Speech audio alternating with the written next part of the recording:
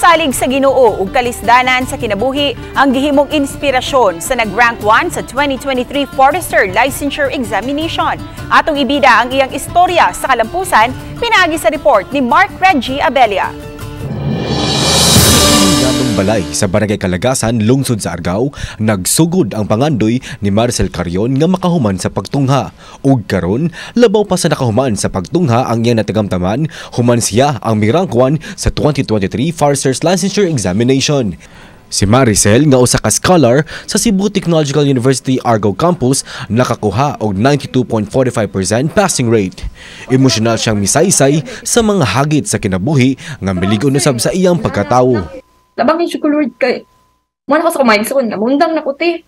Mana ka kuya, mana sila nga ayaw dahil kisayang kahit mo. Throughout sir nga, nampagid ko yung mga dahang mga classmates nga, grabe ka supportive. Nako sa mga darkness na ko, naagin sila pwede mo makuyog sa dako. Like, sila mo nahimon na kong marag strength nga, mupadayon jud kay. Lisod jud kay, break na pwede ka dako.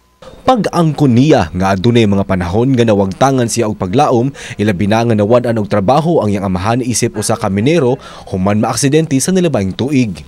Apan ang iyang inahan kinsa na narabaho usab isip usa ka utility worker sa barangay ang midasig kaniya sa pagpadayon sa pagtungha. Butang nga iyang gipasalamatan.